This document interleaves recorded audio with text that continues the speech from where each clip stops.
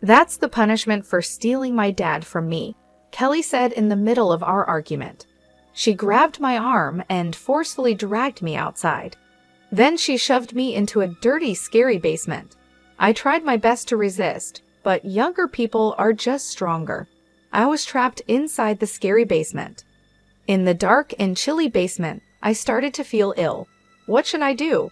How can I get out of here? Though I was panicking, I felt a slight weight in the back pocket of my jeans. Oh yeah, I have this. I quickly searched my pocket. My name is Olivia Anderson, and I'm 45 years old. I work as an administrative assistant at a company. The job isn't too complicated, but it's never boring. I find it fulfilling, and I love my coworkers because they are all kind-hearted. It might be rare, but I genuinely enjoy my job every day and don't find it burdensome.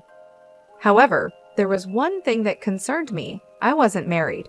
Seeing my friends get married and live happily ever after made me feel both envious and a bit sad. The thought of living the rest of my life alone was quite daunting. There were no prospects in sight, and I constantly wondered if any man would ever take an interest in me. Every day, I was consumed by thoughts of the future, filled with unease. A few years after I started having these thoughts, I finally got married. His name is James Anderson. He's 9 years older than me and works at one of our client companies. James had recently become the point of contact for the company I worked at, so he visited often. At first, we were both hesitant, but gradually we grew closer and started dating. After a few years, James and I were able to tie the knot. I was truly happy. I hoped with all my heart that we would build a happy home together. James has a 17-year-old daughter named Kelly from his previous marriage. He had been upfront about Kelly while we were dating, and I had met her several times. Kelly is very reserved and seems particularly fond of James. She was always by his side, glued to him. Seeing Kelly like that warmed my heart. I hoped that as we started living together, Kelly and I would become close. However, I didn't fully understand Kelly's true nature. After marrying James, I moved into the home he shared with Kelly. I quit my job to become a homemaker, doing everything I could to ensure that James and Kelly had a comfortable life. I prepared well-balanced meals and kept the house tidy. It might seem ordinary, but I believed it would make their lives more pleasant. Having a family was so different from living alone. Every little household chore became a lot more challenging. What comforted me during those times was a cat named Oliver. Oliver had always been at James's house. He was a bit chubby, and I heard he liked to sneak out, but I believed that as long as I was always at home, he wouldn't run away. Even though I faced many exhausting days, I always felt soothed admiring Oliver. Life after marriage had its challenges, but I felt much happier than when I was single. However, something weighed on my mind. I worried that Kelly might not think highly of me, leading her to ignore me. Even when I tried to start a conversation, Kelly would look at me with a confused expression and continue to ignore me. "Kelly, welcome home," I would say, but Kelly would only give me a fleeting glance and not respond. "How was school today? Did you have fun?" I asked, hoping to connect, but Kelly would remain silent, making me feel more isolated. I tried to keep the conversation going, but she still wouldn't say a word. After petting Oliver for a bit, she went straight to her room. Even though she kept ignoring me, I believed she just hadn't accepted me yet. She was at that challenging age of 17. If her father remarried and suddenly there's a new woman in the house who isn't her real mother, it's understandable that she would be wary. I had met Kelly a few times before James and I got married, but she just couldn't seem to warm up to me. I was racking my brain trying to figure out how to get Kelly to accept me, but despite my efforts, Kelly never warmed up to me. Ignoring me became her norm. She began openly avoiding me, and whenever she was around me, she had a constant look of displeasure on her face. When James was home, she'd talk a bit, probably to avoid upsetting him, as she adored him so much. Still, I thought it was better than not talking at all. It's been about 5 years since I married James. The distance between Kelly and me never seemed to close, and life felt kind of empty. Even after living together for 4 years, I didn't know what Kelly's favorite food was or what her hobbies were. The only thing I knew was that she adored Oliver. I had grown used to Kelly's gaze, which initially felt intimidating. When Kelly reached high school, she surprisingly started a conversation with me. "Hey." "Huh? What's up?" I was taken aback that Kelly spoke to me, and my voice unintentionally went up a notch. Was she finally opening up to me? What's she going to say? Various emotions bubbled up, but I silently waited for Kelly's words. However, what Kelly said was completely unexpected. "How long are you going to stay in this house?" "What?" "I'm asking how long you're planning to stay. Can you leave soon? You're in the way." Why would you say that? Being told out of the blue to leave was a shock. I was puzzled as to why she'd suddenly say that. Questions swirled in my head, but finding the words was challenging. Then Kelly explained her feelings, shedding light on her past actions. "Look, I love my dad. It was just the two of us, you know.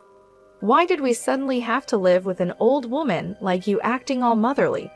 I just can't handle it." "What?" "I thought if I treated you like you weren't there, you'd break and divorce him. Was school fun? Seriously gross." I was bombarded with her hurtful words, leaving me speechless.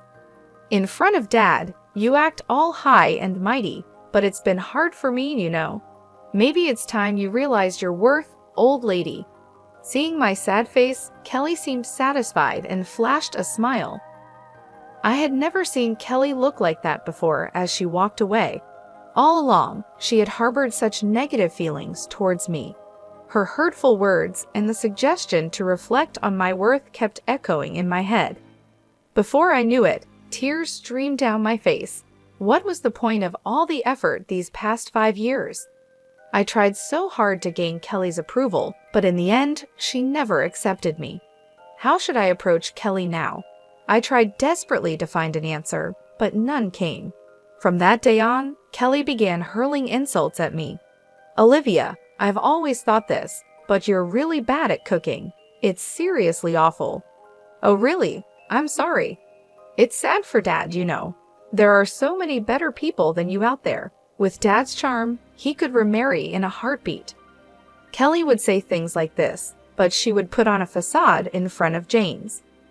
"You know, Olivia's cooking is really delicious, right, Kelly?" "Yeah, it's yummy," Kelly would reply.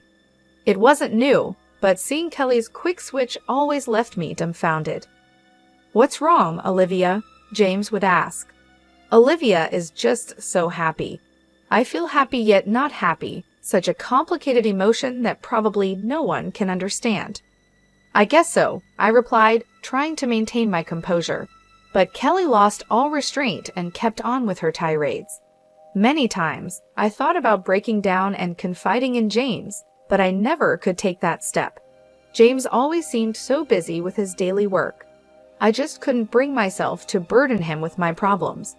I thought if I just endured, everything would be okay. Even if Kelly said she loved James, she might eventually move out and live alone. I saw it as just enduring until then. 6 years later, Kelly went on to college after graduating high school and later got a job at a company near home. Around the same time Kelly started working, James began taking on business trips. Initially, they were just for a day or two, but gradually the duration increased. It wasn't rare for him to be gone for 2 weeks or even an entire month. A few months after these trips began, Kelly's verbal abuse didn't stop. With James gone, it seemed Kelly had no filter. "The food's terrible. Can't you do something about it?" "Say something," Kelly demanded as she left her unfinished meal and quickly went to Oliver's place. I looked at the leftover food and gently put down my knife and fork. I had endured so much up to this point, but one day I finally reached my breaking point. Endless verbal abuse and a cold attitude every day. I was treated more like a maid than a mother. There wasn't any particular trigger. While Kelly was hurling insults at me as usual, I finally snapped. "Just get out already. You're so annoying." Hey, you're always telling me I'm a bother and to leave. Enough is enough, I shouted back. Kelly, not used to me talking back, was taken aback, but quickly responded with harsh words. What? Why are you suddenly talking back? I seriously can't deal with this. I can't take it anymore. If you can't stand it, why don't you move out? You have a job, you have money, and you do fine on your own. I'm a homemaker. I can't just up and leave. Maybe I hit a nerve because she didn't respond. I could tell she was fuming. Lost your tongue? What happened to all that energy just a moment ago? I said. Just as I was about to get the upper hand, Kelly suddenly grabbed my arm, squeezing painfully tight. Ouch! I protested, but Kelly wasn't listening. She forcefully dragged me outside. Hey! I yelled as she pulled me toward a small storage theory basement. Without hesitation, she pushed me into it. Though I resisted, I was no match for her younger strength. In an instant, I was locked inside the scary basement. What are you doing? Hey, let me out. I desperately banged on the wall, pleading with Kelly to release me, but she didn't seem to care. I can't just let you out, even though you say so. Oh, by the way, I haven't told you, but I've got a trip planned for 4 days. Well, try to survive in that cramped theory basement. 4 days? Are you serious? Hey, what about Oliver?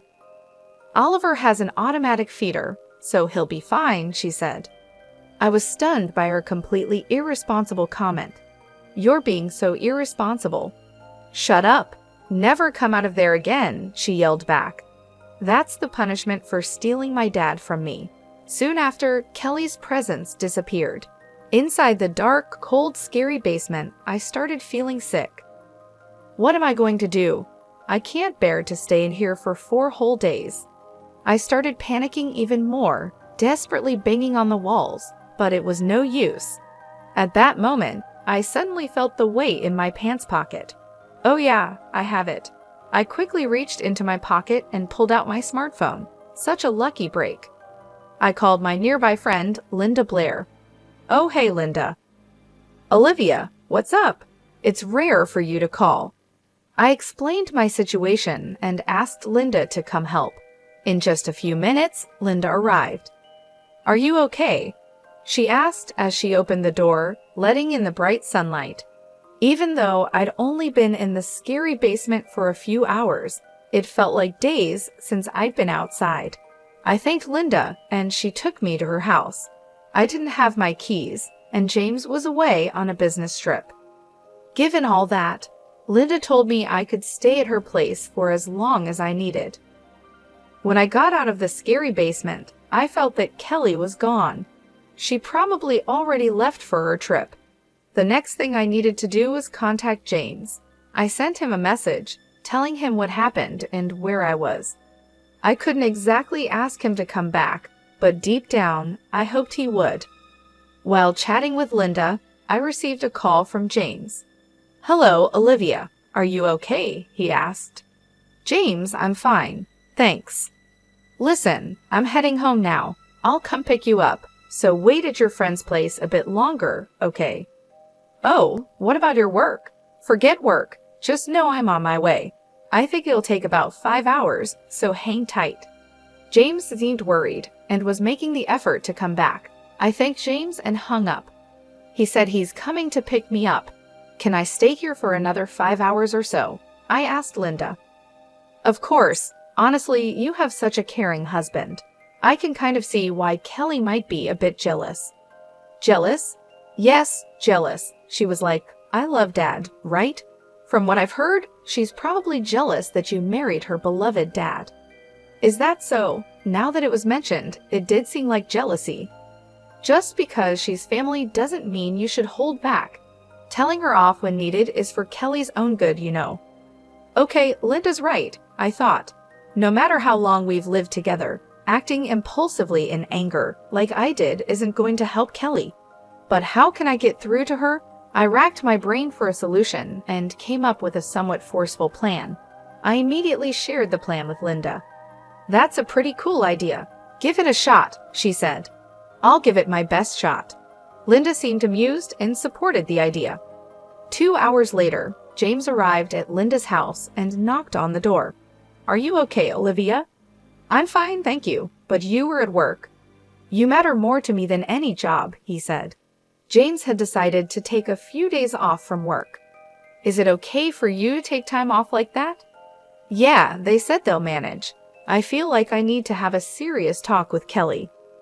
After that, I explained to James in detail what Kelly had done to me and how I ended up trapped in the storage basement.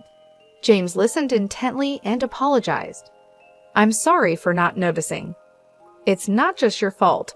I didn't speak up, and Kelly was doing all this secretly. Still, I should have noticed something was off. I'm truly sorry." A heavy atmosphere lingered until Linda broke through it. "Hey, why the long face? You're going to scold Kelly, right? Buck up." Linda's words somehow inspired me. "You're right." Afterward, we thanked Linda and went home. I felt like I might have troubled James, but if this could make Kelly's behavior settle down, I'd be glad. When we got home and things calmed down a bit, I told James about my plan for Kelly and why I felt the need to go to such lengths. After pondering for a moment, James said, "Well, honestly, considering Kelly's past, it might take something drastic to get through to her." 2 days later, it was the day Kelly would return. Since we didn't know when she'd be back, we left the window closest to the basement open, keeping an eye out for her return. Around 5:00 p.m., a taxi stopped in front of our house, and Kelly stepped out with her luggage. The plan I put into action involved making the basement, where I was supposedly locked up, seem ransacked and emit a rotting smell. Frankly, it's debatable if a human being would pass away in such conditions for 4 days. Moreover, even if the person did pass away, the stench of decay wouldn't arise immediately. However, I bet that Kelly wouldn't know such details. With a slight intention to shock her, I executed my plan and secretly watched Kelly. I noticed Kelly stopped in front of the scary basement. From her reaction, it seemed my plan was working. "Oh, what's that smell?" Kelly frowned at the stench coming from the scary basement. She suddenly looked alarmed and forcefully opened the door to the scary basement. Kelly was choking from the intense odor, but her expression quickly changed to shock as she saw the inside. "What's this? It's been ransacked." We approached the stunned Kelly and spoke up. "How was your trip?" "Olivia, why? Wait, Dad's here too." "Kelly, we need to talk," James said with the scariest expression I'd ever seen on his face. Seeing James's face, Kelly seemed to understand everything. She sat on the sofa, looking downcast. "You've done some terrible things to Olivia," James said. Kelly remained silent. "You panicked earlier, thinking that maybe Olivia had died in there." "That's not it." "Then why did you look so panicked in front of the scary basement?" After a pause, Kelly revealed something unexpected.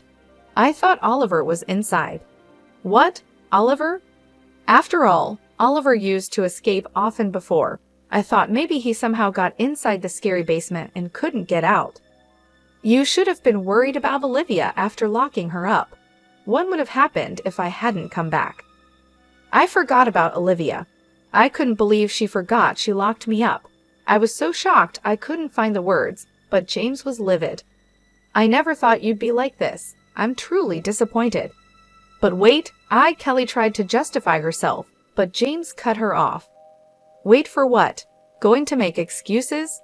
It's just that I felt like Olivia took Dad away from me." "You did something that could have had serious consequences just because you felt like it, and then you forgot about it. I never thought I raised you to be like this." With that, James sighed. He seemed to have completely given up on Kelly. Sensing this, Kelly stood up and started defending herself again. "Dad, don't say things like that. I just love you so much. If Olivia had just waited quietly for 4 days, I would have let her out. If Olivia hadn't called her friend, none of this would have happened. Dad didn't have to leave work early or take the day off. This is all your fault. Wouldn't it have been better if you hadn't obviously disliked me? Maybe if you hadn't locked me up, your misdeeds wouldn't have been discovered. You act on your own, but shove all the responsibility onto me." "What? Oh, by the way, it seems you were worried about Oliver. But didn't you once say that leaving Oliver alone for about 4 days was okay? That's just unthinkable. Do you realize you have a living creature under your care? I thought it would be fine. If you truly cared, leaving Oliver alone for 4 days wouldn't even be an option. By the way, do you even know what kind of food Oliver is currently eating? James and I have been taking care of him. I thought you loved Oliver, but now you only pet him when you feel like it and ignore him otherwise. It's so contradictory that it's almost funny. When I said what I was honestly thinking, Kelly blushed with anger. Why do I have to be told that by you? You're a stranger, the one who took away my dad, so it's all your fault. Hey, that's enough, James stepped in. Kelly, who couldn't understand what I was saying, snapped even more. You've been spouting nothing but self-centered nonsense. How is it all Olivia's fault? I really can't understand what you're thinking, James said. Daddy, Kelly cried, clinging to James. But James coldly looked down at her. Just leave this house. What? Why all of a sudden? Kelly asked, shocked. I can't keep someone in this house who, on a whim, endangers another's life and then forgets all about it and merrily goes about playing. Get out now. But enough. You think you have the right to talk back. You really don't think of anyone but yourself. Kelly tried to persuade James, but he brushed her off. Desperate, she turned to me. Olivia, please say something. No, it's no use. Just leave, as James said. Stop clinging to me. Just as he said, you really only think about yourself. Hearing my words, Kelly hung her head with a resigned look. She dragged her suitcase and left the house. Her figure seemed lonely, but oddly enough, I didn't feel sorry for her at all. After Kelly left, the house was eerily quiet. The tension that had been building up for years finally seemed to dissipate, but it left an uncomfortable silence. James sat down heavily on the sofa, his face a mixture of anger, sadness, and exhaustion. I'm sorry, Olivia. I should have seen what was happening. I should have done something sooner, James said, breaking the silence. It's not your fault, James. Kelly hid her actions well, and I didn't speak up. We both share some of the blame, I replied, sitting next to him. But still, I should have been more aware. As her father, I should have known, he sighed, rubbing his temples. We can't change the past. We just have to move forward and hope Kelly learns from this, I said, trying to offer some comfort. James nodded, though he still looked troubled. I'll reach out to her in a few days, once things have calmed down. Maybe some time apart will give her perspective. I agreed, hoping that this separation might indeed help Kelly reflect on her actions and understand the consequences of her behavior. For now, though, we had to focus on rebuilding our lives without the constant tension. The following days were a mix of relief and sadness. The house felt lighter without Kelly's presence, but there was also an emptiness. I kept myself busy with household chores and taking care of Oliver, who seemed to sense the change and stayed close to me. James took a few more days off work to be with me. We spent time talking about the future, making plans to strengthen our relationship, and discussing how to handle things if Kelly decided to come back. One evening, as we sat on the porch watching the sunset, James turned to me and said, "Thank you for staying strong through all of this, Olivia. I know it hasn't been easy." It hasn't been easy for you either, James, but we're in this together, and we'll get through it, I replied, squeezing his hand. We sat in comfortable silence, finding solace in each other's presence. Despite the turmoil of the past few days, I felt hopeful for the first time in a long while. 2 weeks later, James received a call from Kelly. She sounded calmer, though there was still a hint of defiance in her voice. They talked for a long time, and James assured her that he still loved her, but made it clear that her actions had serious consequences. Kelly agreed to seek counseling and apologized for her behavior. It was a small step, but a significant one. We all knew it would take time to rebuild trust, but this was a start. Life gradually returned to a new normal. James and I focused on strengthening our marriage and creating a supportive environment at home. Kelly stayed away for a while, giving herself the space to grow and reflect. As the months passed, the wounds began to heal. Kelly visited occasionally, and while there were still challenges, the atmosphere was less charged. We were cautiously optimistic, hoping that with time, we could all find a way to coexist peacefully and perhaps even become closer as a family. I received a lot of emails and calls from Kelly. She sent me messages like, "I'm sorry," and "Please forgive me." Looking at the volume and timing of those emails, and calls sending a bunch all at once or at random times, regardless of day or night, it really showed her self-centered side. She also sent updates about where she's been living and how she's been getting by. Apparently, she's been living in cheap motels while working. I thought she could just stay at a hotel or rent an apartment, but she seems picky about having separate bathrooms, wanting a clean place, and so on. She's having a hard time settling on a place, and even if she finds a good one, the rent is too high for her. She sent the same messages to James, who was stunned. He said, "It's either she really can't manage on her own, or she's just too selfish." But honestly, no matter the situation, I'd never let Kelly back into this house. I really wish she'd take a moment on her own to reflect on her actions. After Kelly left, our lives returned to peace. James still travels for work, but not as much as before, so we have more time to relax together.